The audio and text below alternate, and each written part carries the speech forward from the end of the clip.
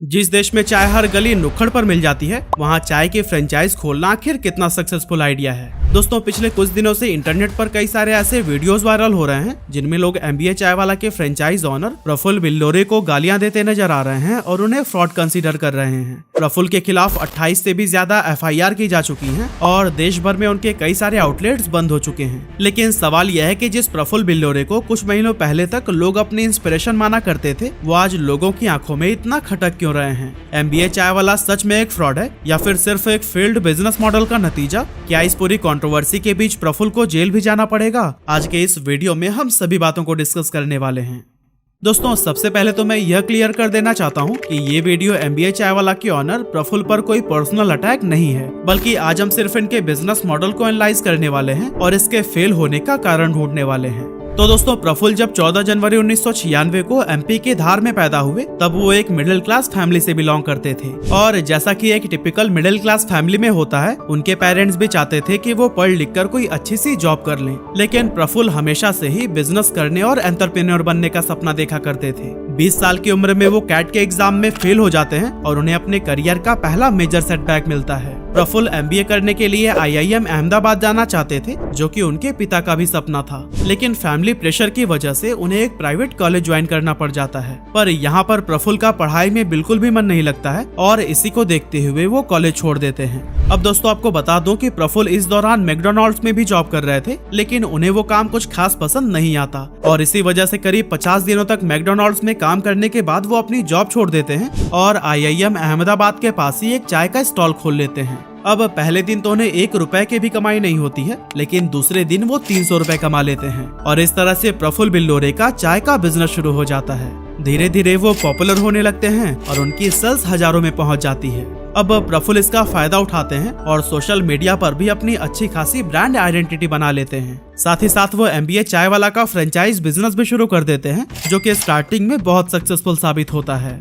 आज भारत में एमबीए चाय वाला की 100 से भी ज्यादा आउटलेट्स हैं और प्रफुल्ल की पर्सनल नेटवर्थ भी 25 करोड़ से ज्यादा मानी जाती है। साथ ही सोशल मीडिया पर उनकी फैन फॉलोइंग लाखों में है। अब दोस्तों, अगर इस पूरी स्टोरी का कंक्लूजन निकालें तो एक मिडिल क्लास से आने वाला लड़का जिसे अपनी लाइफ में बहुत सारे स्ट्रगल करने पड़ते हैं और जिसका एमबीए का सपना भी पूरा नहीं हो पाता, वो एक दिन अपनी चाय की टपरी लगाता है और इस बिजनेस को इतना बड़ा बना लेता है जितना कोई सोच भी नहीं सकता था। अब हर मिडिल क्लास से आने वाला इंसान प्रफुल्ल बिल्लोरे की इस स्टोरी से कनेक्ट कर पाता है और वो भी प्रफुल्ल की तरह सक्सेसफुल बनना चाहता है। प्रफुल्ल ने सबके दिमाग में ये सवाल डाला कि अगर वो सक्सेसफुल हो सकते हैं तो दूसरे क्यों नहीं। साथ ही उन्होंने मिडिल क्लास से आने वाले यूथ को बिजनेस करने के लिए इंस्पायर भी किया। लेकिन अब बड़ा सवाल ये है कि क्या सच में लोग प्रफुल्ल से इंस्पायर हुए थे? वेल, यहाँ आपके और मेरे ओपिनियन डिफरेंट हो सकते हैं, लेकिन इसका जवाब मैं नहीं में दूंगा, क्योंकि अगर वो सच में प्रफुल्ल के स्ट्रगल और उनकी स्टोरी से इंस्पायर हुए होते तो फिर वो भी प्रफुल्ल की तरह एक छोटे से बिजनेस से सक्सेस की सीढ़ियां चढ़ने की ट्राई करते।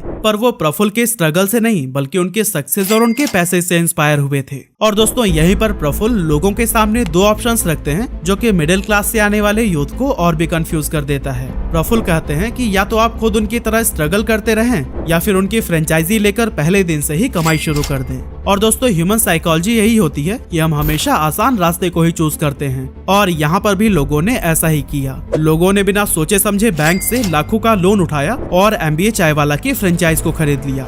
मार्केट में प्रफुल्ल के नाम की इतनी हाइप क्रिएट हो चुकी थी कि लोग मुंह मांगी रकम देकर एमबीए चाय वाला की फ्रेंचाइज लेना चाहते थे। पर दोस्तों, अगले कुछ ही महीनों में प्रफुल्ल का यह बिजनेस मॉडल एक बहुत बड़ा फेलियर साबित हुआ और लोगों के पैसे डूब गए। लेकिन दोस्तों, प्रफुल्ल का यह बिजनेस लोगों के लिए फेलियर कैसे बना, इसको प्रॉपर समझने के लिए हमें फ्रेंचाइज मॉडल को समझना होगा।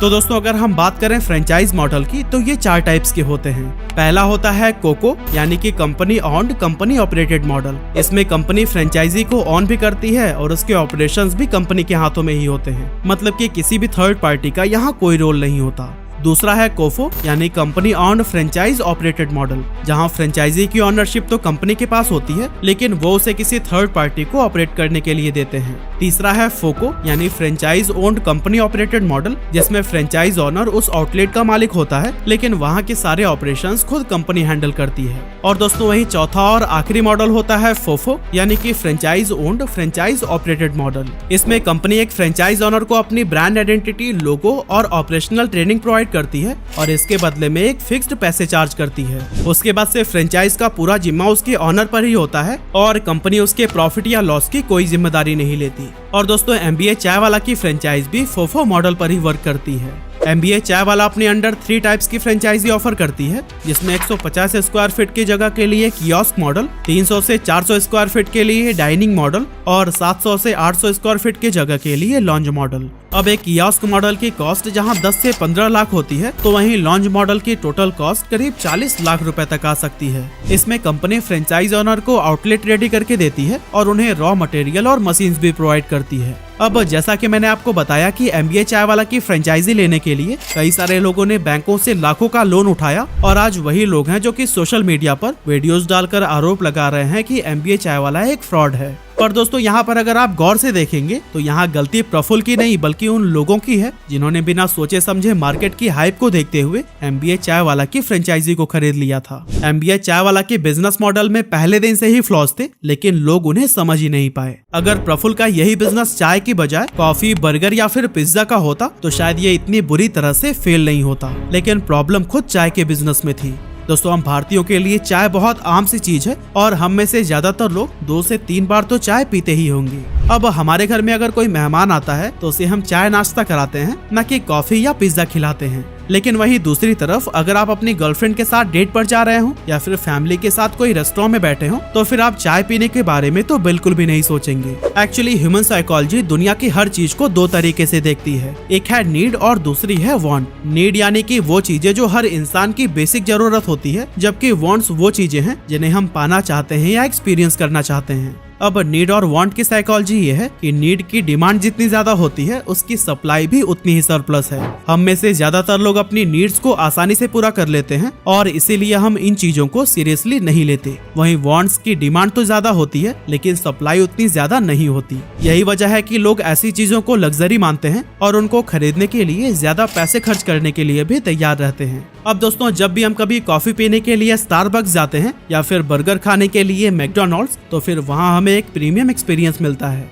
इन कंपनीज के फ्रेंचाइज की लाइटिंग और ओवरऑल एनवायरनमेंट इतना वाइब्रेंट और रिच होता है कि मिडिल क्लास इंसान को यहाँ आकर अमीरों वाली फीलिंग आती है और यही वजह है कि यहाँ पर हम ज्यादा पैसे खर्च करने के लिए भी तैयार हो जाते हैं। पर MBA चाय वाला के साथ ऐसा नहीं है। चाय हमारे लिए ना तो कोई प्रीमियम प्रोडक्ट है और ना ही इसके फ्रेंचाइज में आकर लोगों को रिच फील होता है। अब जैसा कि मैंने आपको पहले ही बताया था कि प्रफुल्ल बिल्लोरे से इन्फ्लुएंस होने वाले ज्यादातर लोग मिडिल क्लास से आते हैं, जो कि लाइफ में कुछ बड़ा कर पाए या नहीं, लेकिन सपने बड़े जरूर देखते हैं। अगर हम प्रफुल्ल की ऑडियंस पर नजर डालें तो इनमें से 85 to 90% लोग छोटे शहरों और गाँव से आने वाले हैं, जबकि सिर्फ 10 से 15% लोग ही बड़े शहरों में रहते होंगे। छोटे शहरों से आने वाले ये लोग नुक्कड़ पे मिलने वाली चाय पीना पसंद करते हैं, जिसकी कीमत 5 से 10 रुपए होती है। लेकिन MBA चाय वाला उसी चाय को 50 से 100 रुपए में बेच रहा है, जो कि मिडिल क्लास के हिसाब से एक प्रीमियम कैटेगरी का प्रोडक्ट बन जाता है। अब प्रफुल्ल बिल्लोरे की स्टोरी से इंस्पायर होकर लोग शुरुआत में 1-2 बार ये देखने तो जरूर आते हैं कि MBA चाय वाला में आखिर खास क्या है, लेकिन मिडिल क्लास इंसान 50 से 100 रुपए की चाय पीने हर रोज नहीं आने वाला। अब दोस्तों, शार्क टैंक इंडिया देखने के बाद आप यह तो समझ ही गए होंगे कि कोई भी ब्रांड तभी सक्सेसफुल हो सकता है जब उसके पास कोई USP यानी कि यूनिक सेलिंग पॉइंट हो।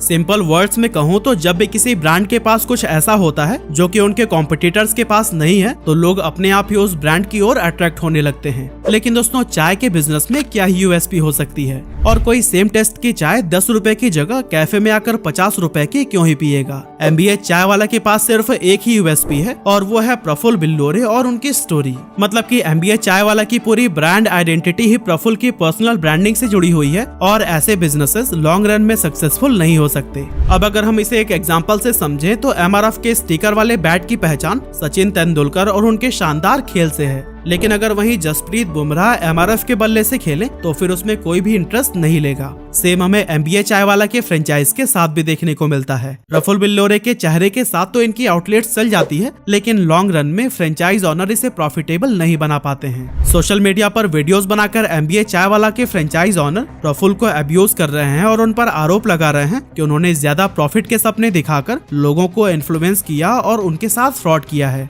अब अगर देखा जाए तो ये कुछ हद तक सही भी है, क्योंकि उन्होंने अपनी कई सारे स्पीचेज में कहा है कि उनकी फ्रेंचाइज खरीदकर लोग दिन के 10,000 तक की सेल्स कर सकते हैं और महीने के लाखों कमा सकते हैं। लेकिन ग्राउंड रियलिटी देखें तो फ्रेंचाइज ओनर दिन के 1,000 रुपए भी नहीं कमा पा रहे हैं। तो अब सवाल उठता है कि क्या प्रफुल्ल बिल्लोरे को इसके लिए जेल जाना पड़ सकता है और क्या उन्हें फ्रेंचाइज ओनर के पैसे लौटाने पड़ेंगे? अब दोस्तों, जैसा कि मैंने आपको बताया, MBA चाय वाला फोफो बिजनेस मॉडल पर चलता है, जिसमें कंपनी का काम फ्रेंचाइज इन्वेस्टर्स को फ्रेंचाइज एस्टेब्लिश करके देना होता है और उन्हें रॉ मटेरियल, इंफ्रास्ट्रक्चर और नेसेसरी ट्रेनिंग प्रोवाइड करनी होती है। लेकिन इसके बाद से कंपनी की कोई गारंटी नहीं होती है कि फ्रेंचाइज प्रॉफिट करेगी या फिर लॉस। प्रफुल्ल ने अपनी स्पीचेज में जो भी वादे किए हों, पर रिटन डॉक्यूमेंट में उन्होंने फ्रेंचाइज ओनर्स को कोई भी प्रॉफिट की गारंटी नहीं दी थी। साथ ही उनकी फ्रेंचाइज फी भी नॉन रिफंडेबल होती है, जिसे कि वापस नहीं किया जाएगा। और दोस्तों, किसी भी देश का कानून मुंह से बोली हुई बातों पर नहीं बल्कि रिटन डॉक्यूमेंट पर बिलीव करता है, और इस तरह से प्रफुल्ल को शायद कोई लीगल इश्यूज झेलने पड़े। तो दोस्तों, मतलब यह है कि प्रफुल्ल पहले दिन से ही सेफ साइड पर थे और उन्होंने टेक्निकली कोई फ्रॉड नहीं किया है। इन्वेस्टर्स ने ज्यादा प्रॉफिट के लालच में मार्केट की हाइप को देखते हुए MBA चाय वाला की फ्रेंचाइज खरीदी और खुद का ही लॉस करा बैठे। तो दोस्तों, इस पूरी सिनारियो से हमें यही सीखने को मिलता है कि हमें कभी भी इमोशन में आकर कोई भी चीज नहीं खरीदनी चाहिए। इन्वेस्टमेंट चाहे किसी भी प्रकार का हो, हमें उसमें पैसे लगाने से पहले कंप्लीट रिसर्च करनी चाहिए, एक्सपर्ट्स की राय लेनी चाहिए और सबसे जरूरी, हमें किसी के द्वारा कही गई बातों पर आंख बंद करके भरोसा नहीं करना चाहिए। और यही एक सक्सेसफुल एंटरप्रेन्योर की क्वालिटी होती है। बाकी आप आज तक MBA चाय वाला के आउटलेट पर गए हैं या फिर नहीं, और अगर गए हैं तो वहाँ आपको क्या खास लगा, कमेंट करके जरूर बताइएगा।